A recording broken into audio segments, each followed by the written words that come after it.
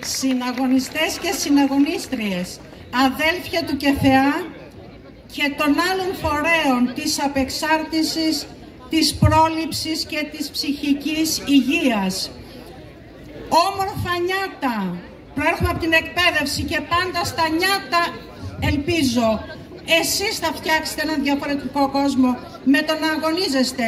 Σας φέρνω έναν θερμό χαιρετισμό από την Πάτρα των Αγώνων και τον αγωνιστή της Δήμαρχο που είναι στο πλευρό όλης αυτής της μεγάλης προσπάθειας που κάνουμε για να μην περάσει αυτό το, θα το πω, κατάπτυστο νομοσχέδιο. Πολλοί το έχουν χαρακτηρίσει σαν ασθενοκεντρικό και με αυτό βέβαια διαφωνούμε, γιατί τα παιδιά που έχουν πέσει στην εξάρτηση δεν είναι άρρωστα. Πολλά από αυτά εγώ έχω διδάξει μέσα εθελοντικά στα παιδιά του οξυγόνου. Πολλά από αυτά σήμερα εργάζονται, έχουν οικογένειες, είναι πεντακάθαρα κτλ.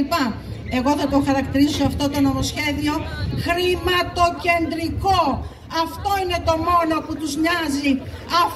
Σε αυτό κοντάρουνε, τα ιδιωτικοποιούν όλα.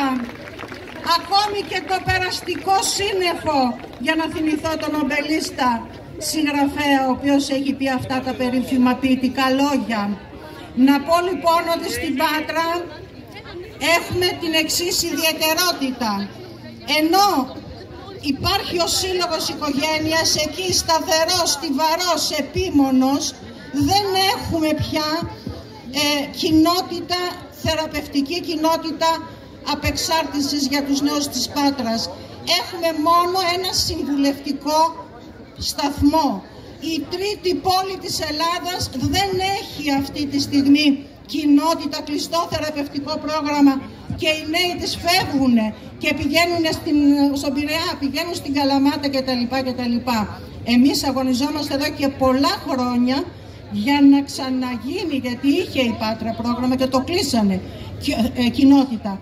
Και όταν βέβαια κλείσανε την δική μας κοινότητα, καταλάβαμε και τα άλλα που έρχονται, όπως και πραγματικά ήρθε η κατάργηση του αυτοδιοίκητου και τώρα αυτό το κατάπτυστο νομοσχέδιο, αλλά δεν θα τους περάσει.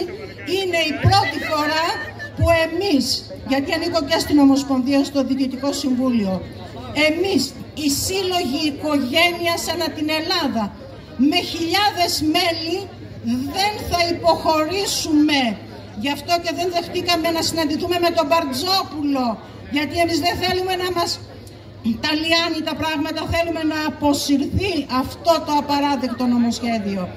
Έτσι λοιπόν συνεχίζουμε τον αγώνα και εμείς σαν οξυγόνο δεν θα σταματήσουμε ποτέ αυτό που πήραμε, που ευεργετηθήκαμε εμείς οι ίδιοι, να το ανταποδίδουμε στην κοινωνία.